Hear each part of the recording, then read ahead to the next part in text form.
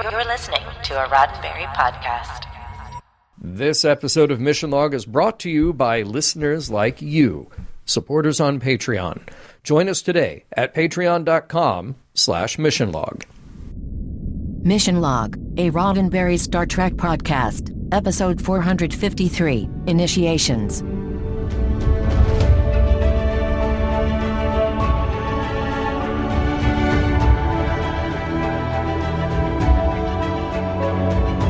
Welcome into another episode of Mission Log, a Roddenberry Star Trek podcast. I'm Norman Lau. And I'm John Champion. Each week on Mission Log, we set out with the mission to examine an episode of Star Trek and follow it into a discussion of the meanings, morals, and messages contained therein.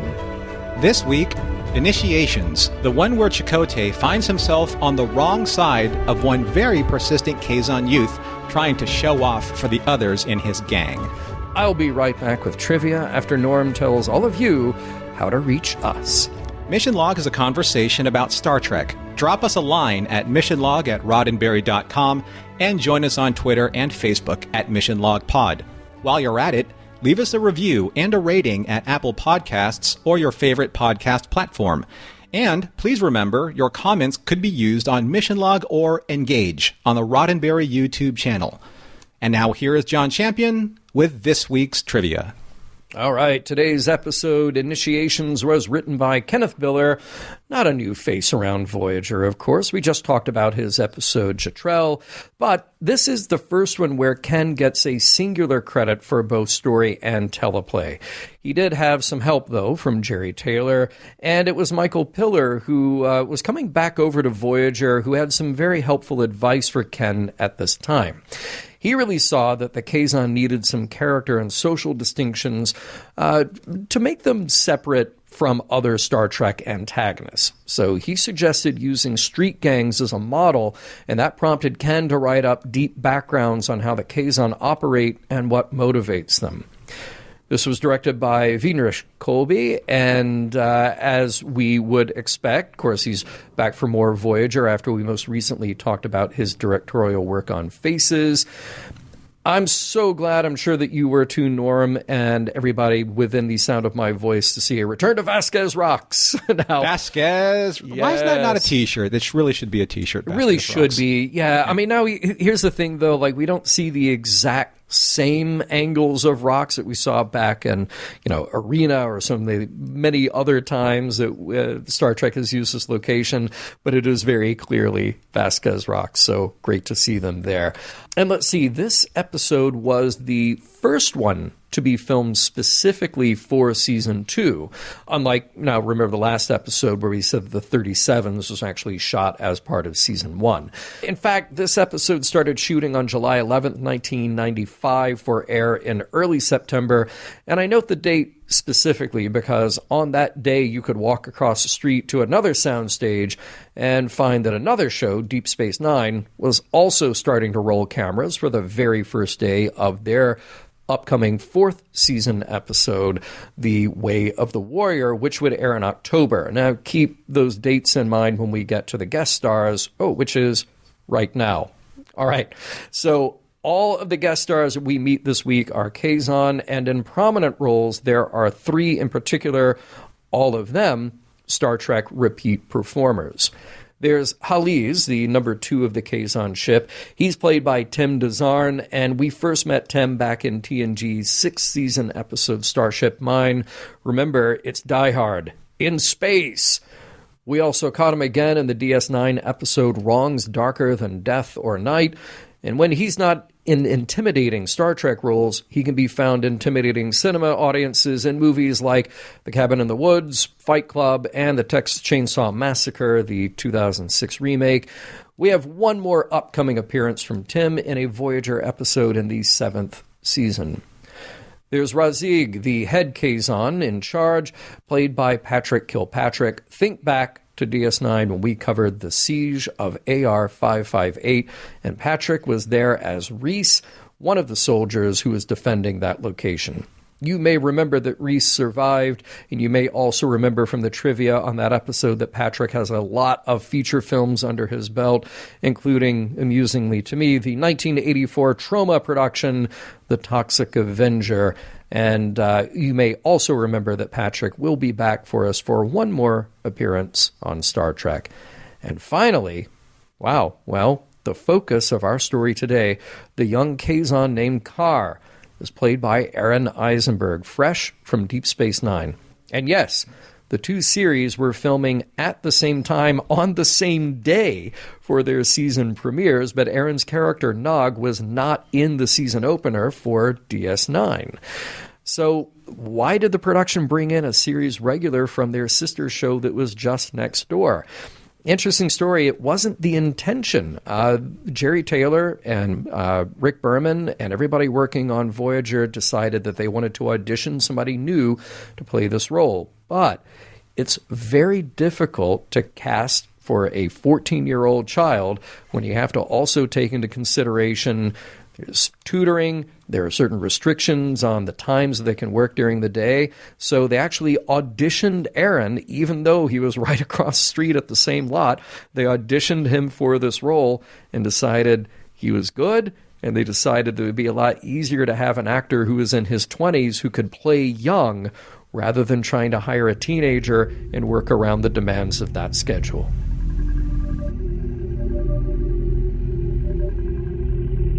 Last episode it was a truck. This time it's a car. What's next? A bus?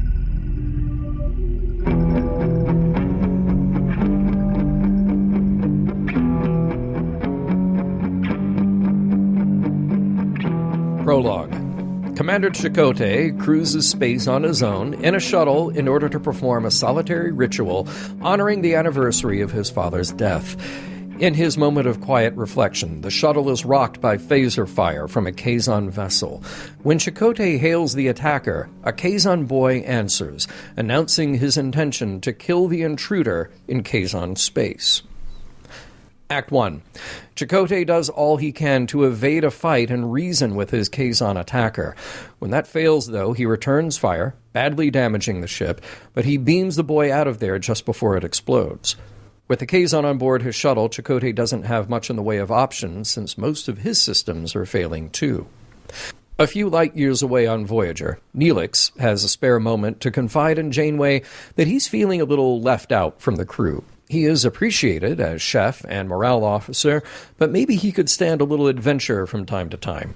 Janeway is called to the bridge and brings the Talaxian with her. The news is grim. Chakotay's shuttle hasn't returned as planned, so Voyager sets a course to find him. On board the shuttle, Chakotay greets his attacker, a teenage boy who seems just as nervous as he is vicious. He says he is called Kar, and when a Kazon ship comes into range, Kar seems even more unsettled when Chakotay hails them to inquire about returning the boy. The Kazon ship doesn't reply, but they do turn on a tractor beam, dragging Chakotay's shuttle closer. As they get closer, Kar asks Chakotay to kill him, because there are worse things than being killed by one's enemy. Act 2. Captured by the Kazon, Chakotay demands his release, but Heliz, his guard and the second-in-command, refuses. Kar is also being held with Chakotay, and he demands to see Razik, the first Maj of the Kazon Ogla. Chakotay thinks he should be able to reason with the person in charge, but Kar just points out that they are surrounded by the trophies of Razik's successful kills. That's how he earned his position, his name by Kazon rights, and it's a privilege that Chakotay has taken away from Kar in life or in death. Still trying to track Chakotay down, Voyager arrives in the right area only to find debris and an ion trail, one that they will follow. Razik finally shows up to see his prisoners. He makes a beeline for Kar, though, expressing his total disappointment and disdain for the boy. He then gives him a kiss, but with the chilling words, "I forgive you, know that in your heart," before an absolutely terrified Kar is led away. Razik's attention turns to the trespasser, Chakotay, who should know better than to be in Kazon space, though admittedly trying to figure out what exactly is Kazon space is a difficult matter. To Razik, it's all academic. Chakotay and his Starfleet aren't welcome here. The uniforms represent the oppression they felt by other hands until they fought for their own independence. The execution will be tonight. Act 3, good news on Voyager. They've identified the debris they picked up, and it isn't from Chakotay's shuttle. It's from a Kazon ship. Bad news on the Kazon ship. Chakotay is about to be made an example of by Haliz. The Kazon have brought other children to see a human, and even Chakotay's claims of being a gentle man fall on deaf ears. The kids scramble to get a phaser offered by Razik and be the one to kill the interloper. Nah, just kidding. The gun's not for them, it's for Chakotay to kill Kar and teach a lesson to the young audience about failure in battle. Chakotay, threatened by Razik, creates a little diversion when he drops the weapon, tackles Razik, and threatens to vaporize his head unless they let him go. He agrees, they'll prepare the shuttle, at which point Chakotay offers a ride to Kar, since it's better to be on the run than to die without a name. Give the kid some credit. He sees the better offer and disarms Haliz so they can make their escape. That escape doesn't last long before the Kazon start firing on the shuttle, and Chakotay plots evasion tactics while Kar encourages him to turn around and fire. No, that would certainly lead to more death on someone's part, and Chakotay is dedicated to breaking that cycle today. They can't defend against a ship that big, and he'd rather land on the nearby Class M Moon, which Kar points out is actually a Kazon training location. The firefight continues, and the shuttle takes some serious damage to its aft hull. The shuttle spins out of control toward the atmosphere with part of its outer paneling ripped away and gases leaking into space. Not long after, Voyager finds itself in the same general area, following that ion trail and now beaming aboard another piece of debris. Milana makes the positive identification. It's a piece from Chakotay's shuttle. Act 4. Chakotay and Kar were able to beam out just in the nick of time and find themselves on that uninhabited moon. Kar is still angry that they didn't fight back, that even if they think he's dead, he won't earn his name in battle. Chakotay says they'll have to work together to find shelter and a way off this moon. But surprise, the whole place is crawling with deadly, what do they call those things where you don't see them coming? They're hidden, but they can kill you. A booby trap? A booby trap. Right. A booby trap. Thank you for playing. Yeah, those traps are part of the Kazon Ogla training routine, and Kara knows how to avoid them. Back on Voyager, the EMH confirms that no human remains were found with the shuttle debris, so Chakotay may indeed still be alive out there somewhere. A good candidate location would be that M-class moon, but a scan reveals what Chakotay has already discovered, all those traps and weapons. They'll proceed with caution, and communications will be spotty at best. And in a surprise move, Janeway assigns Neelix to the bridge with Tom Paris so he can keep an eye out for any approaching Kazon. In a cave on that moon, Chakotay and Kar have found shelter. Chakotay sets up his tricorder as a homing signal, but there's Kar, still threatening to kill him so he can earn his name. Chakotay explains that his uniform was earned through hard work and study. So they have something in common. They both see the value of working for the things they honor, only Chakotay's is more like study and be a good officer, while Kar's is more like kill my enemy. For Kar, it's all about territory, the thing always worth fighting and dying for. But for Chakotay, land isn't something you own. His worth is about loyalty and the courage in his heart. When Chakotay falls asleep, Kar is awake, first deactivating the tricorder, then pointing his weapon at the commander. He can't do it, though, and tosses his weapon aside and reactivates the tricorder. Act 5. On Voyager's bridge, Harry Kem announces the arrival of a Kazon ship, and Razik hails them. He confronts Paris, in command, about being in Kazon space, but Paris pushes back. And then Neelix steps in, putting two and two together, and the Kazon don't want to draw attention to this place, hence why they haven't opened fire. They're all looking for their lost crewmen, and perhaps they'll all just leave when they get them. With Janeway and her crew beamed down, there's no way to get a message to them that they are about to have company. Unaware of what's happening above them, Chakotay confronts Kar in their cave. He was aware of Kar creeping around in the night and wants to know why he didn't kill him. Kar says he is a coward, but Chakotay says he thinks just maybe Kar is starting to realize that he is not his enemy. That leaves Kar with a bit of an identity crisis. He has nowhere to go. He's not Starfleet, and no other Kazon sect would accept him. He expresses again that maybe Chakotay should have killed him. The away team, in short order, are confronted by the Kazon crew who are there to help. Okay, it's a cautious kind of cooperation. Still, Kar and Chakotay are in their cave, and as Kar is talking about the Kazon breaking free of the Trabe, who subjugated his people until 26 years ago, the tricorder alerts them that there are both humans and Kazon coming their way, and Chakotay comes up with an idea, making it look like Kar has killed him, thus allowing Kar to return to the Kazon and earn his name. With communications finally clear, Chakotay alerts Voyager to prepare sickbay to resuscitate him when he beams up. As the search parties get closer, Chakotay relays to Janeway that a young Kazon has taken him hostage and threatens to kill him. Hearing this, the Kazon spring a trap for the Voyager crew, and off they go to find their own. But the trap doesn't hold long, and Janeway and her team walk in on the cave just after the Kazon do. There they find Kar, pointing a weapon directly at Chakotay, just as they had planned. But when Razik says something about earning his name, Kar says Chakotay is not his enemy, but he is. Kar fires and kills Razik, then offers himself to the new First Maj, Haliz, swearing loyalty under his new name, Jal Kardin. Chakotay and the others can leave, but with a warning from this new Kazon warrior that he will not hesitate to kill them if they run into each other again. Later, Chakotay takes a moment to pray to his father again, asking this time to watch over a boy with a difficult path, Jal Kardin. The end. Fantastic recap, John. And I know that for many of us who have not been initiated yet into listening to Mission Log, if you're a new-time listener, welcome. Your initiation is about to begin, about initiations.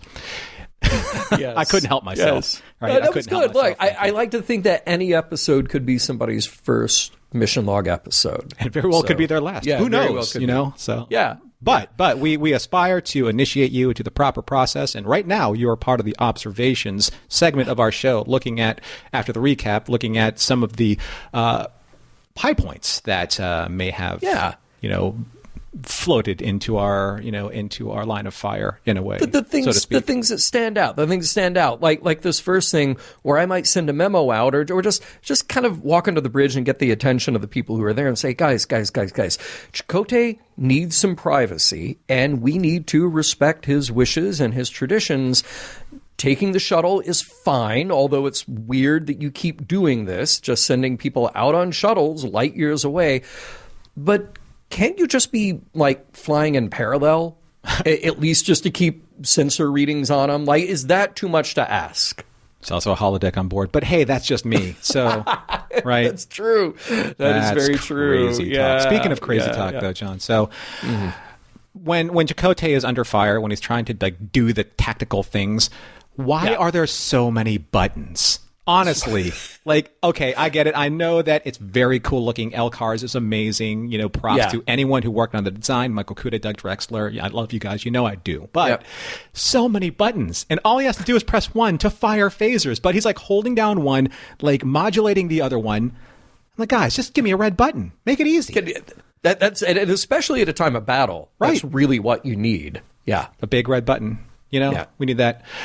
I will never let this go till the day that either I'm no longer walking the earth or I'm not podcasting for Mission Log. I hate Chakotay's medicine bundle prop. I hate it. Because it just looks fake. Faux fur, faux leather. It just looks like it was bought at Spencer Gifts from your local mall. Right. I just wish it was just a little bit rattier, a little bit more antiquated, because it's sacred, right? It's something that, oh, by the way, it's also non-existent in the middle of the episode. So he gets another fake medicine bundle, right? Is there a setting in the replicator to just replicate a new fake medicine bundle? I'm telling you, baby, it's not mine. I'm telling you, it's not mine. One medicine bundle with Chakotay's name on it. One receipt for a medicine bundle. So on the shuttle, Chakotay is piloting from it was on-screen camera left, actual screen right, or seat right. That's European. So, you're right. Right? You're so right. Is it like you get the metric system in Starfleet, you get the European seating system on Starfleet? That's a good point. I wonder if, like, from day one, whenever they started shooting these practical shuttles, they were just like, you know what? Camera angle is going to be better here. We'll put you there. That honestly might be the decision making there. Okay. Interesting. I will say this, like, the effects may not look perfect, but I do appreciate that there are a number of new shots for the shuttle and Kazon skirmish. Because, every series reuses shots from time to time, but we got a lot of new stuff there, and some of the underneath shots, shuttle going overhead, and the upside down bit. Kind of cool to see that. Another cool thing in this episode, I really like that little moment between Janeway and Neelix. Not because Neelix can over-insert himself into situations. I think we will find that from time to time. I know. But the reason I like that scene is that she is being an honest, good listener. She's even if his concerns are not as important as, say, if B'Elanna came in with something, but they're important to him. They are, and she's showing him that respect. Yeah. And that's really cool. Now, I will say this, that I hope they don't run the Neelix's food is bad gag into the ground. I know. Yeah. I know. A lot of runway ahead getting back to the Alpha Quadrant. So, yeah. I do like the little bit of improv. I think it's improv where he's straightening up the picture on one of Janeway's tables. Yes, I like that too. It was a good moment. Okay, so when Janeway and Neelix, when they pass through from her ready room onto the bridge, and then they give them the update on Chakotay, obviously they know that Chakotay, there's something awry because he's been gone for several hours. Janeway says, have you tried hailing him? And, like, at what point isn't that, like, automatic? It's kind of like the whole, like, we're in trouble. Have you tried auxiliary power? And like, Scotty would like, why wouldn't that be the first thing that I tried? Does a captain actually have to say that in order for it to happen? Right, I know. Yeah, that's a weird one. I do want to ask, how does Chakotay know that Carr is about 13? Because you don't know anything about Kazon physiology. True. He could be 30. We don't know, but yeah, I get it. He's a boy. He does son him a couple times, though. I'm like, dude. He does. He does. This guy could be like twice as old as you. You don't know. You're right. You're absolutely right, John. And here's a weird thing, though. So they take Chakotay prisoner. Right? Mm-hmm. They tractor beam his shuttle in, they take him prisoner.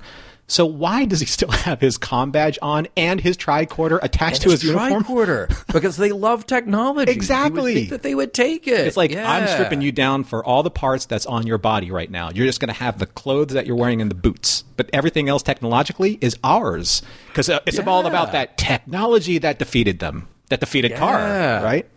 Exactly. A little weird. I love it when we get lines in the script that are just so, like, logically flawless, even though they're almost nonsensical. And my favorite one in this episode, our territorial claims change every day. Maps do not serve us well.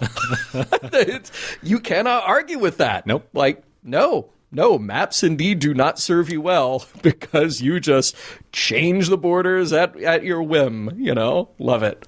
That's basically the Delta Quadrant version of gerrymandering. So yeah. Right, exactly. We need these people to vote for us, so we don't need maps.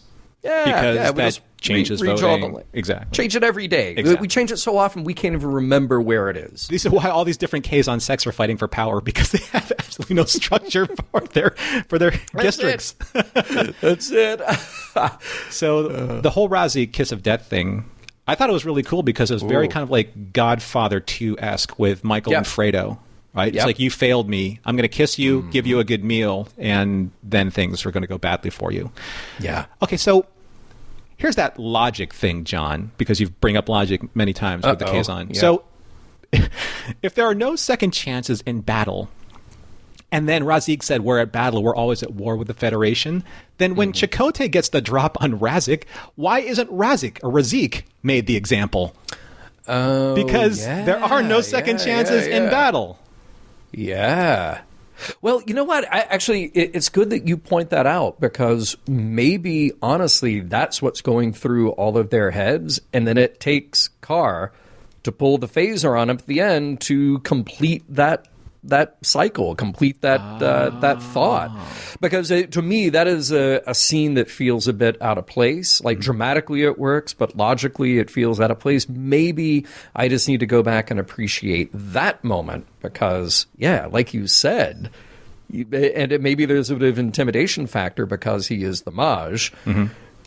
So that then is the impetus to actually accept his assassination. I'm getting ahead of myself there, but maybe I can rethink that moment. You know? Or also, like, maybe it could have been bookended at the end where, Chakotay's like, you didn't have to shoot him. And then Carr would have said, there are no second chances in battle. See, there you go. That's it.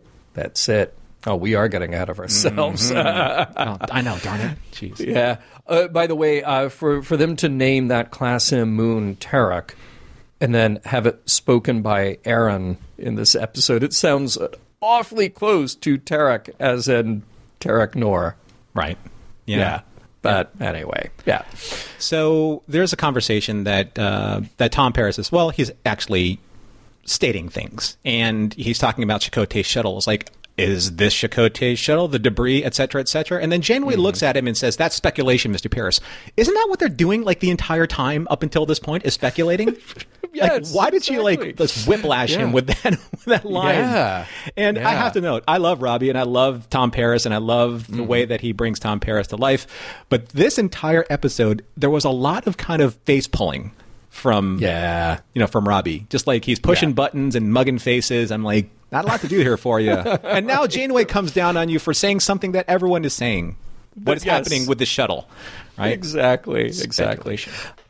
Back in that shuttle, I do love how Chakotay's evasive pattern Omega-1, when you see it, it's basically like flying a straight line away from the ship that's shooting at us. Right. Like that's what it is, Because again, that effects budget, you got to keep it under control. But he did a loop-de-loop at the very beginning, though. They did a loop-de-loop at the beginning. Right? That was the whatever evasive pattern that was. This one is just like, keep going.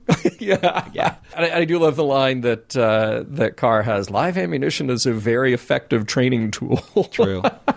Wait, that wasn't Carr. That was anyway, Neelix said that, I think, right? That was Neelix. Yeah. Great line. And Neelix is flexing all over the place here. So, so I'm confused because I, too, like to speculate about what happened to Chakotay's shuttle.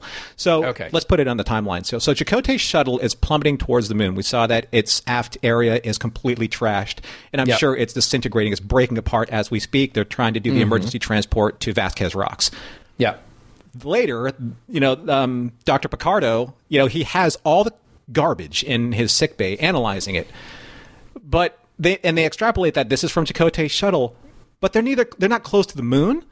They're not even visual range to the moon, or in visual range of the scanners, or even referencing the moon.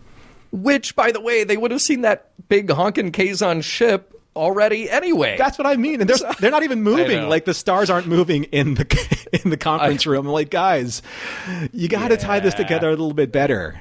Yeah. Right? Yeah. There definitely were other ways to do this, to figure out the timeline of getting Voyager to that moon. Speculation, John. Speculation.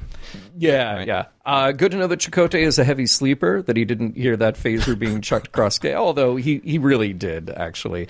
And a good moment for Aaron. Just, what he can do there without any lines, just feeling kind of the nervousness in his performance. I thought that was really good stuff. And I know this is coming way later based on the timeline and the production schedule of this, but this is kind of like, you're seeing kind of like, it's only a paper moon level of quality of acting from Aaron here. In that scene. Yeah. Agreed. Speaking of other great performances, really nice to see Neelix on the bridge there, and he has another great moment. That is so good to just see him come into his own there and have the confidence to talk back to Razik there. I thought it was a nice scene. I don't know. I thought it was a little bit of a flex for him. Really? Because Tom's like, no disrespect to Ethan or that part, but, Tom's like, you're going to talk to me. I'm the commander of this ship. And he looks like, wait a minute. I kind of am. Or are we kind of sharing this together? I don't know. It just seemed odd. Fair enough. I do love that they refer to Voyager and say, well, the surface won't support a landing, talking about that moon. Dude, you're at Vasquez Rocks. You were just at Bronson Canyon last week. It's like miles apart. You're fine. Yeah, literally, the budget can't support the landing is what's happening. Yeah, here. exactly. Code White, a new term that we learned this week. So I guess that's what you say with the doctor just waiting around to resuscitate someone. And presumably he's still waiting. Hope they let him know that, no, we don't need you to do that. But had that little gambit worked out, a little bit of like an amok time kind of strategy there. Like, oh, we're going to fake like someone's dead, and then there'll be big hugs at the end of the episode. Triox compound level of fake out. Right? Yes, there you go. That is how much fakery there would be, Triox level. And I do like that little double fake out with the Kazon. Oh, my colleague is trying to deceive you. Go over there. I know, like, Get what? him trapped. That was really nicely handled. That was cool. It's like, I don't understand like why Janeway even tries anymore with the Kazon. Every single time that she like deals with the Kazon, there's some kind of guile or mischief or something goes awry. Like first it's an assassination on her ship. Now she's getting like, caught in hidden force fields surrounded by a booby-trapped planet. I'm like, why are you even bothering anymore? Just go to war with them, really. Exactly. So speculation, because that's what we're doing. We wildly speculate about these things. Mm-hmm. So did Chakotay replicate a new medicine bundle at the end? Because the one on his shuttle is obviously destroyed. So is there like, Chakotay pattern, replicator pattern Omega that makes a new medicine bundle for him? Omega 1. Yes, it is Omega 1 replicator bundle. Right. Yeah, replicator pattern Omega 1 is just instant bundle that comes with that cool, peyote-esque Vision Quest little device that he gets to use. So, that is in there. And fatty acids, of course. Right. And fatty acids, yeah. And by the way, look, Chakotay, look where you are at the end of this episode. You were there, safely on board Voyager, and you still get to have the honor and the sanctity of your ceremony, but not on a shuttle light years away from your home ship. Just saying, like, you ended up where you should have started.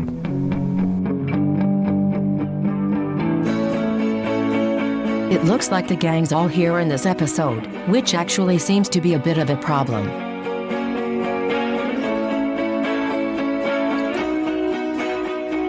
We will get right back to initiations, but first a word from this week's sponsor, and that sponsor is you.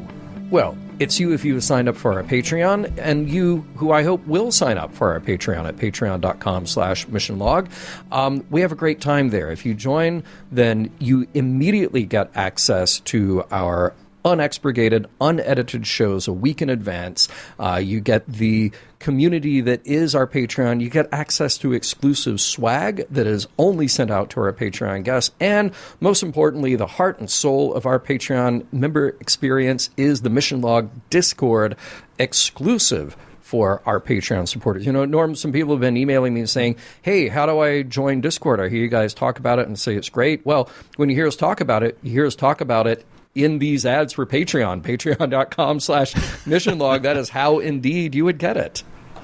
Mm-hmm. Imagine that. So when you go to patreon.com/missionlog and sign up for the package that you would like to support us with, you have the access to everything that John told you about. And thanks to one of our newer members, who was surprised at this specifically, you actually have access to us, John and myself, on from time to time and on occasion, and more often than not when we appear on certain things like our Mission Log After Dark, where we talk about the podcast release of the week live with you if you're a member of our Discord. We also have other live programming, such as talking about the Orville with Captain Mike and Jessica Lynn Verde, talking about the newest episode that was released that day for Mission Log the Orville, which you can also see on YouTube, and then other live programs when we feel like we just need to get together and talk about the fun stuff. Yeah, so the fun stuff is what it's all about. Join us there at patreon.com/missionlog. By the way, a shout out to some of our latest members who have just signed up: John, Scott, Esther,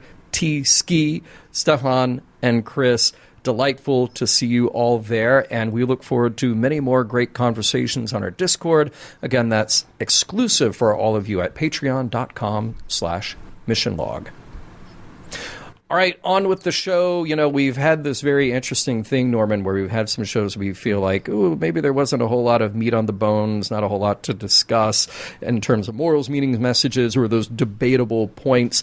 I feel like this is one of those where it's not necessarily that there are debatable points. There are just sort of character moments that follow, character reveals that we are getting throughout this episode.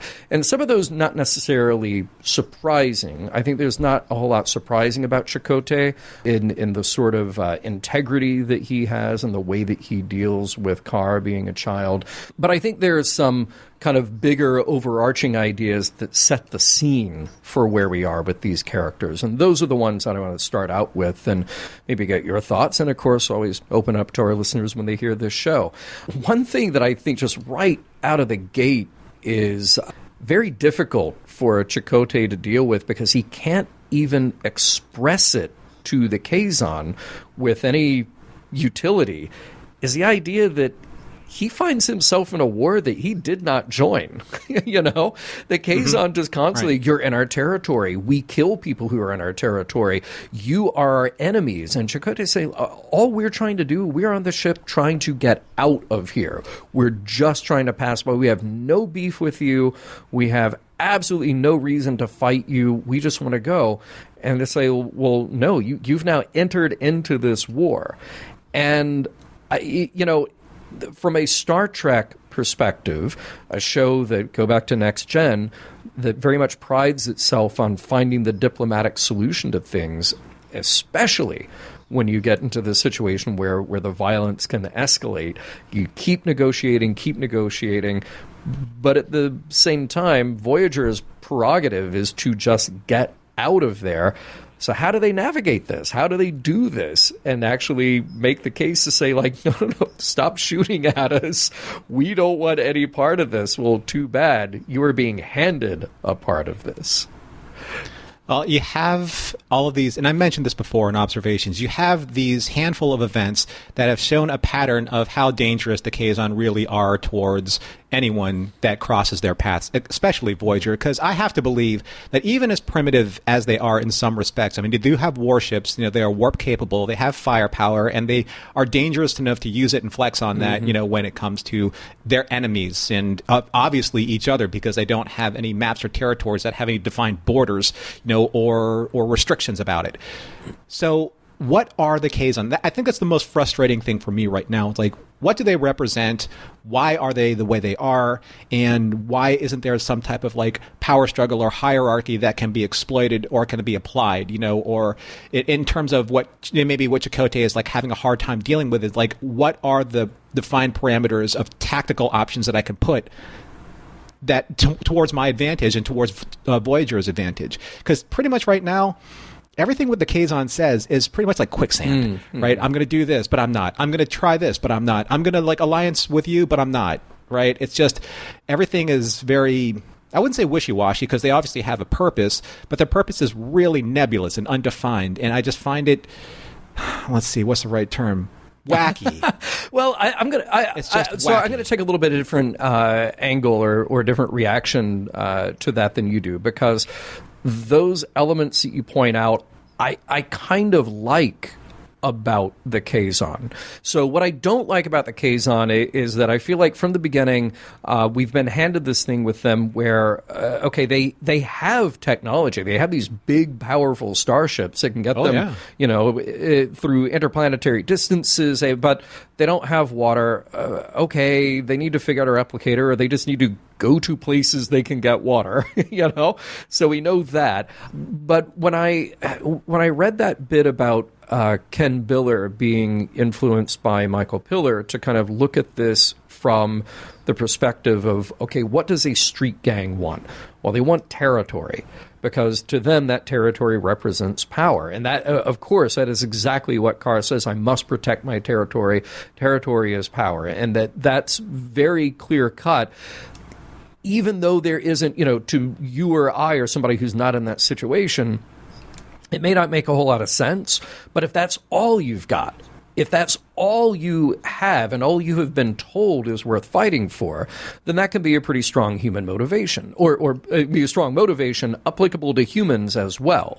And I think that's Star Trek doing a pretty decent sci-fi job of putting that kind of ugly human attribute on display through an alien.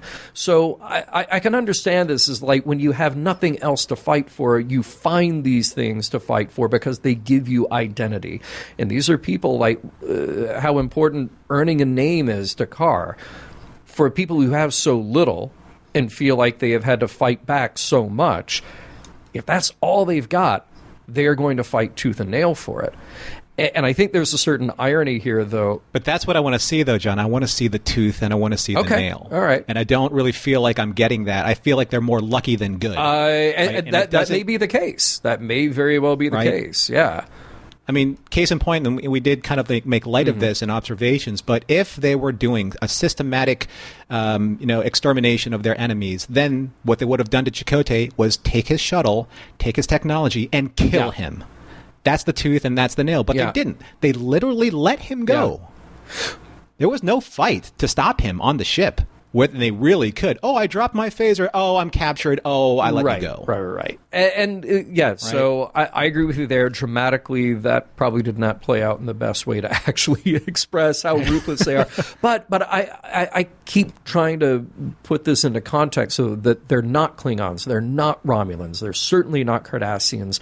They lack this sort of internal structure. They lack this hierarchy to really get them beyond where they are. Because, here's something that I found ironic and interesting is the Kazon are so proud of their independence from the Trabe, from the uniforms, as they call them, but then they have given themselves this dogmatic social and moral structure regardless. They literally just swapped one dogmatic regime for another, one of their own creation. Right. And it says something about just the lack of vision, the lack of purpose, the lack of motivation that they have. It's just like, okay, look, we're only free now for 26 years.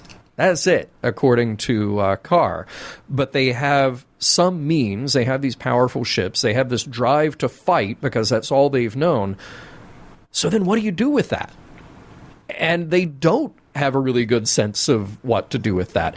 To me, that makes them dangerous because they're just in it for the fight because they think that's all they have. That's a fair point, and I think that it'll be interesting to see the relationship that they had with the Trabe, because for all of you out there, we're watching this as if we were watching this in real time. So we don't know anything further than this point in time. And I mean, I have to believe that with the Kazon, what we've seen so far with a culture that can't either create their own water or find a water supply that is advantageous to them with the technology that they have, I have to believe that whatever technology that is at their disposal that makes them as powerful as they are right now is stolen. It has to be, right? Because they don't even have their own uniforms. Yeah. Which is why they hate other uniforms. Yeah, right. I think, right? Yeah. They are sort of rebels without a cause at this point, or wardrobe or shampoo. Right. Well, let's talk about Chakotay a little bit here, because this episode was designed to get Chakotay back up on his feet, get him doing something like make him the center of the script here. And I appreciate that there was this element of fatherhood, especially bookended by this idea of him reaching out to the spirit of his father, separated by obviously the distance of death, but literally the physical distance that he can't even go to a holy place to honor that. But then here he is stepping into the role of this father figure, trying to be this father figure to this kid, and it's really nice to see that sensitivity on display and the continued respect that he shows to Carr each and every turn, even when, as he points out, look, I keep saving your life, you keep trying to kill me, but I'm going to keep doing this because this is what's right, and what I appreciate through that is that through his actions and through his words, he is doing his best to impart a moral code and a sense of self to this kid who has neither. Well, he has a moral code, but it is, by our estimation, immoral or amoral. Well, he has a Kazon moral Yeah. code. I mean, that's Yeah. for sure. And I think that's a great observation. I didn't really see the bookending of Chakotay in that way. But, there was that scene where even though the dialogue came off as being a little stilted and kind of corny, he's like, I'm a gentle man. Yeah. Yeah. What's hard to reconcile from Chakotay's personality, and I'm going to get to this way later on in, well, not way later on, but later on in, my final wrap-up, I'm having a hard time right now trying to reconcile who Chakotay is based on the very little information that we have of him. Is he Starfleet because he is a of the uniform type of person? But then he's also Maquis because he wears the pin. Yeah. So you have this wonderful kind of like the imparting of wisdom and his attitude towards Carr. But at the same time, though, he's coming at it from completely a Starfleet philosophy. Yeah. Right? Of honor, of service, of respect, of camaraderie, of being a family, of being dependable, of having this code. But what about the other part of you that forsook all of that? Well, maybe we should think of it this way, that, Chakotay has this Starfleet background. He understands how it works. He certainly had dedicated a part of himself to that until push came to shove and he decided to throw in with the Maquis. But the Maquis are made up of a lot of different people from a lot of different backgrounds, and a good chunk... So are the Kazons. So are the Kazons. But with the Maquis, you have this, these vast differences of people, and some of them probably do come from this... this sort of high ideal moral code that something like Starfleet has to offer. So even though you could throw a guy like Chakotay in there, he can see it as, well, look, I have to compromise this part of myself because I think this other goal is for the greater good, right? But I think you have other people who join the Maquis, who maybe some like we met very recently in Learning Curve, or prior to that, Seska, who throw themselves in because then it becomes open season to justify whatever else it is that they want to do. I mean, Seska's a little different case because she's a spy. We get that. But it's sort of like, take somebody out of any other context and you throw them into this loosely structured Maquis that essentially has some goals, but they lack a cohesive point of view. They lack a cohesive code. It's just, we're fighting back against this terrible situation. And within that, you're going to have people like Chakotay, but you're also going to have people like Eddington. You're going to have... But I think that there was an opportunity here for Chakotay to have imparted both sides of the equation onto Carr. Okay. Right? Where, because Carr right now is like, he's in that stage of, how do I stand up for myself? And there's a certain level of ruthlessness, I think, that the Maquis had to stand up for themselves. They were their own version of freedom fighters. They had their own version of honor.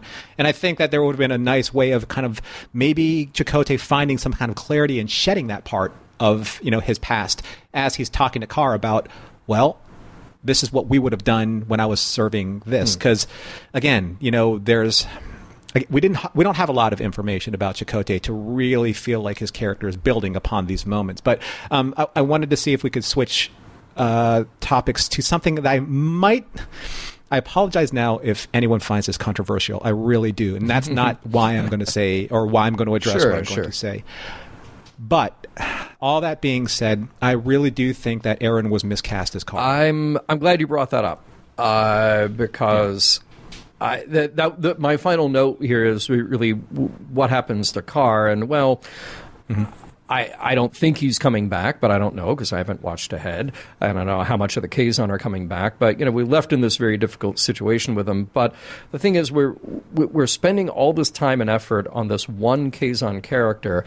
And he is very clearly played by somebody who we know very well from another series. And I don't know if the effect would have been different at the time in 1995 when Voyager is coming back for its second season, but DS9 is coming back for its fourth. We've gotten a good amount of Nog up until that point, but we haven't gotten the Nog who goes through the siege of AR 558. We haven't gotten the one in It's Only a Paper Moon. So our emotional attachment, our memory might be a little bit different, but there's something that still didn't. It took me out of it. Yeah. Well, I think what it was for me, and this is like, if taking what you said aside, because yes, we're so close to have finishing Deep Space Nine, in Mission Log, that obviously seasons, 5 through 7 very, very heavily influence our understanding of Aaron and Nog. But take that away, and you're left with an actor who's playing younger, but who's really playing older. He's coming across far older than I think who Carr really needs to be. Carr, because Chakotay addresses him as son, because Chakotay looks at him as a child, because Carr is literally on the, he's at that fragile age of becoming an adult based on, the real world, I'm talking about 21st century real world initiation process of a gang member being told to execute somebody. That was this story. Yeah. But we're not seeing that through the fragility of Carr because Aaron's so good at playing strong and older. So we're not getting the emotional beats that I think that we need. We're not seeing kind of like the self-doubt, the fragility, the cowardice or the shame or the terror, that is happening, especially in the cave. So I think that there's that moment where you needed to have someone who and Aaron is a very well physically built young man. Yeah. In this episode. So you don't really feel like he can't take care of himself because he obviously can. There is obviously a mental shackle that's happening here. I'm going to address that later, but I think that if you actually found and let's be honest, a weaker, slighter, more effective, younger actor to play this part, I think that the relationship with Chakotay would have been far more believable. Yeah. No, that's a good point, and there are things that I couldn't quite articulate about what it is that I think is missing here, but you may have hit the nail on the head there as far as what the shortcoming is there. And it's not to take away at all from Aaron, who... No, not at all. And that's not what I'm saying at all. But I think it sounds like the production sort of got into this corner about how they can carry this off, and can they find the right young actor to carry it off, both from the point of view of the acting chops, but as well as logistically what they needed. And then here was this person right next door, literally, who could do it and who had a good audition. But even given that, we have to hit some different kinds of emotional beats in this story. And that might partly be the casting. It might also be that the script needed another pass. But maybe we can talk about that in our wrap-up. It's a good thing Carr turned up in an episode of Voyager, a series devoid of his natural enemy, Kit. So we're at the very end of our episode, and for all of you who have joined us or your first listeners of Mission Log, you're welcome for your initiation on initiations. And we are going to talk about, as we always do, does the episode hold up? Does it withstand the test of time? And then wrap the entire thing up with, did we find any morals, meanings, or messages contained therein or within? And we're going to start with Mr. John Champion about this episode. Well, I think the episode, just sort of stripped of any context, the premise here, I think, works pretty well. It's the kind of thing that Star Trek has done more than a few times, where you just sort of get two people of opposing sides together, they face a common challenge, and they try to find something of the humanity in each of them, even if the other one isn't human. That's okay. Shades of Enemy Mine, if you're a fan of that movie, which I am, but it's one of those themes that reoccurs in Star Trek, and I think that's great. I think that is perfectly a fine thing to do, particularly when you have a new series with some new actors that we're trying to explore, as they did with this one, trying to give a little more to Chakotay. All right, it's as good a premise as any to get something else out of him. But there are elephants in the room that need to be addressed, and Norm, I'm glad that you brought it up in the last segment, which is, first and foremost, is Aaron in that role as Carr, because here we have a very recognizable Star Trek actor in a similar role, not the same by any stretch, but a similar role to what we get in DS9. You have this young person who is sort of challenged by the presence suddenly of someone from a different world, ideas from outside his own kind of narrow world that he's been brought up with, and then how do you deal with that? How do you reconcile those things? And there was even though he had managed to suppress Nog here, and we can look at Nog as a different character, there's something else that Carr needed, whether it was, as you point out, like the vulnerability or just the youth that he needed for us to really see him as somebody different. And to reiterate, this is not in any way a slight on Aaron. Aaron was a terrific actor, and the heart, the passion, the soul that he brought to Nog, absolutely extraordinary. It's a little strange to watch this one, though, and hear his voice come out from behind that mask. And I think that there's a bit of a problem there just immediately in asking us to swallow the way this episode is put together then. I think there's a lot of aspects of this episode that are okay, in the respect that, like I said, they're doing this course correction for Chakotay, since we haven't seen a lot of him stand out other than, may I just point out, punching Lieutenant Dalby right in the face. You loved that in scene. The mess hall, just right in the face, just did it, you know? Yeah. So other than that, we don't have too many standout moments for Chakotay, and the script was a direct attempt to correct that. So it's designed around giving him something to do and allowing a bit of action on his end. And it mostly works in that regard. The problem is, I don't know that I really feel much of the danger here, and I'm not deeply invested yet in what the Kazon are up to. And maybe that goes back to what you're pointing out, Norman, whereas I can kind of accept the idea that they don't have much direction.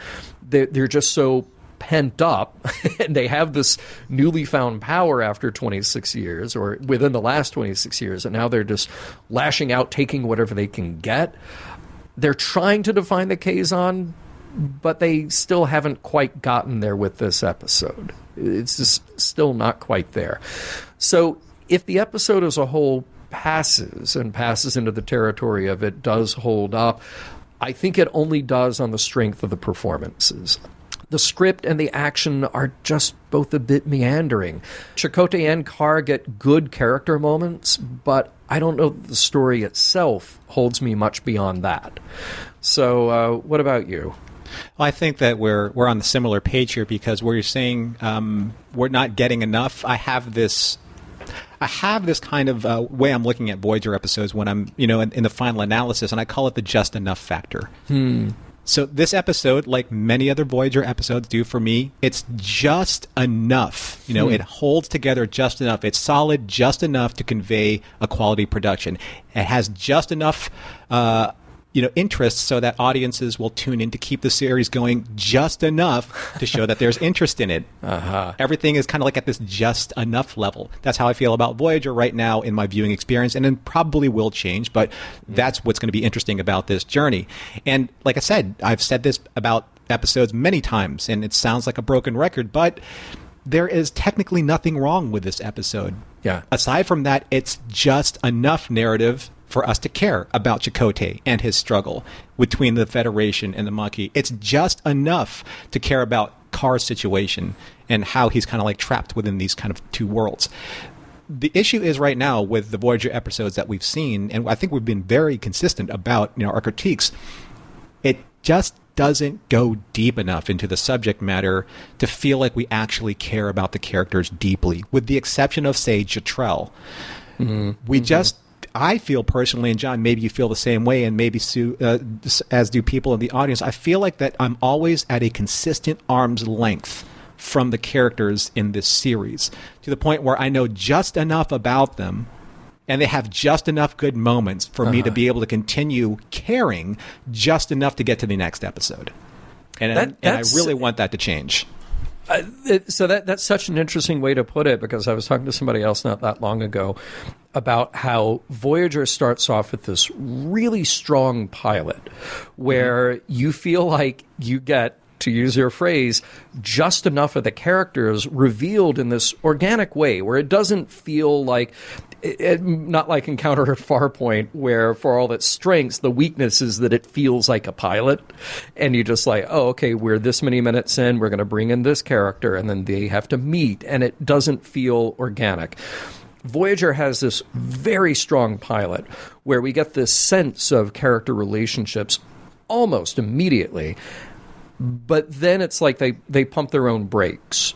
And then you get 15 more episodes where it's just like, oh, okay, we're just going to show you a little bit of this character here or there. Or in a case like Tom Paris, we're going to completely get the character wrong and then try to get him back on track. And here we are with Chakotay now. And what you're saying really spells it out, because Chakotay has been mostly entirely bland. Nothing wrong with him, but just kind of bland up until now, except for punching Lieutenant Dalby in the face in the mess hall. Right. Mm-hmm. Okay. But then you get to an episode like this, and this should really be the dramatic moment for you to just go so deep into this character, so you can't not think about him.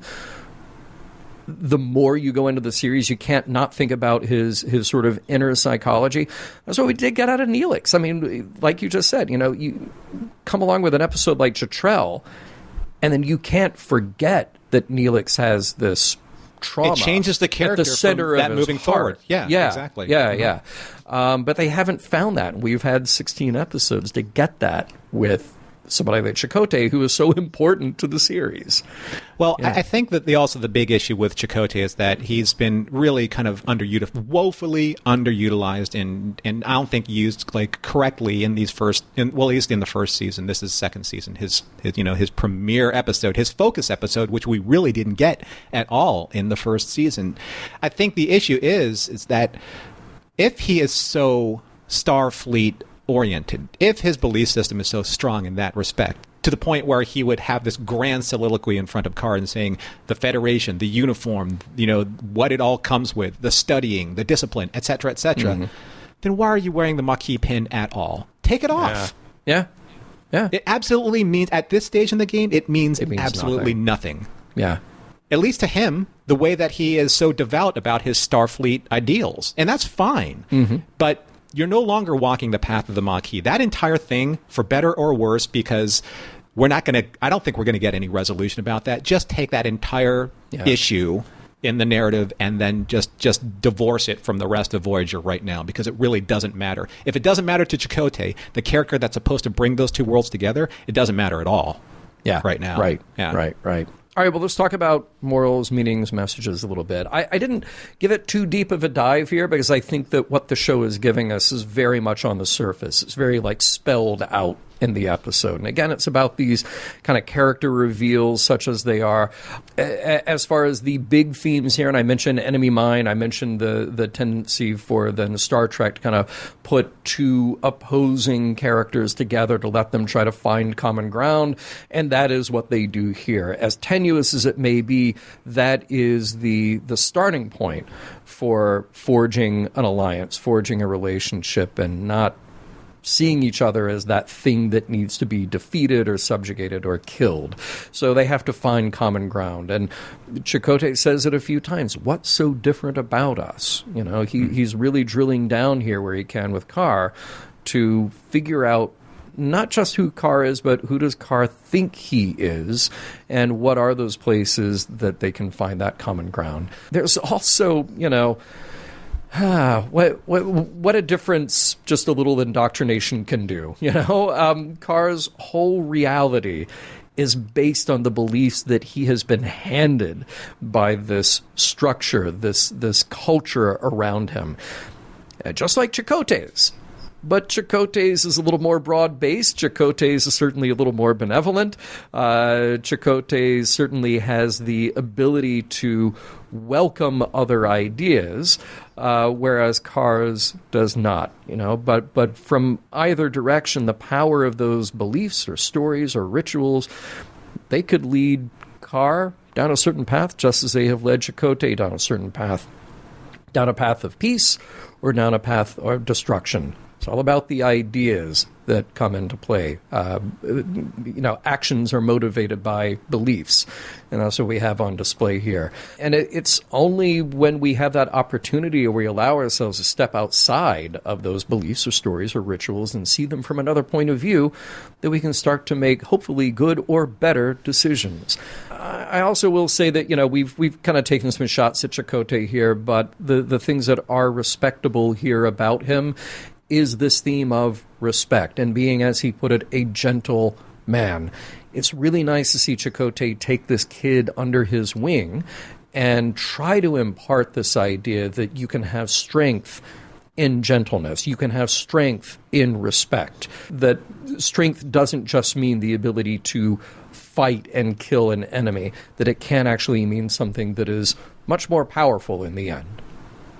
I think you and I we're settling on a very similar moral. I like how you use the word indoctrination, because that's kind of what is happening with Carr's storyline. I settled on the aspect of you're more than the choices that have already been made on your behalf. Right? I like that phrasing, yeah. For example, when Halise speaks for Carr and said he'd rather die like a Cologian dog with you, Federation, why do you think Carr ran away? It's like, I don't want to die. Yeah. I don't want to die because you say that I should die, because that's our indoctrination. Mm-hmm. So I want to share, I know I've shared this before long ago when I think I first started doing these shows, but for the initiation, for all of you new listeners, I want to share one of my favorite stories. As a man was passing the elephants, he suddenly stopped, confused by the fact that these huge creatures were being held by only a small rope tied to their front leg. No chains, no cages. It was obvious that the elephants could, at any time, break from their bonds, but for some reason they did not. He saw a trainer nearby and asks why these animals just stood there and made no attempt to get away. Well, the trainer said, when they are very young and much smaller, we use the same size rope to tie them, and at that age, it's enough to hold them. As they grow up, they are conditioned to believe they cannot break away. They believe the rope can still hold them, so they never try to break free. The man was amazed. These animals could at any time break free from their bonds, but because they believed they couldn't, they were stuck right where they are. And that young elephant in this story is Carr. Yeah, 100% it is, yeah. He's being held by the Kazon through the sheer power of conditioning, or the way that you phrased it, John, perfectly, indoctrination, until he's old enough to make certain decisions for himself and dictate his own destiny. But he can only choose right now to act in the way of his emotional conditioning. Similar to many of us who, at a certain age, our choices were already made for us. Our identity, our religion, our politics, even though we don't understand politics at that age. Even our friends or people who we were allowed to associate with. Mm-hmm. So how do we even stand a chance against that kind of consistent and unforgiving conditioning? And how can we come to terms emotionally when we even try to challenge the society that judges us for exploring our own independence? When Carr decided to free himself from the conditioning that kept him shackled to his people, the Kazon, even though he chose to remain with them, it was his choice, and not the one based on shame or fear that he was suffering from. So to sum all of this up, because we love discussing music quotes. Oh, this is why I tune in each week. This is what I'm here for. Yeah, I will leave us all with a passage from Rush, their song Entre Nous from the album Permanent Waves. Yes. Just between us, I think it's time for us to recognize the differences we sometimes fear to show. Just between us, I think it's time for us to realize the spaces in between leave room for you and I to grow. Mission Log is produced by Roddenberry Entertainment. If you'd like to support us directly, you can do so at patreon.com/missionlog for early access to shows and the Mission Log Discord. Our website is missionlogpodcast.com, and for more Star Trek news and discussion, visit trekmovie.com.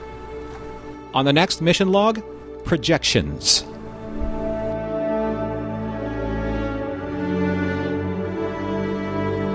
Some of the music for Mission Log provided by Warp 11, online at warp11.com. Special thanks to consulting producers Adam Brusky, Matt Esposito, Homer Frizzell, John Mann, Mike Richards, and Mike Schabel.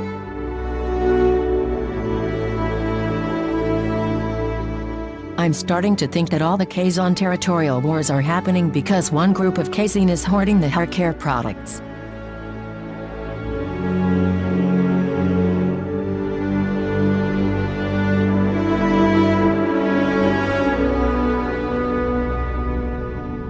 End transmission.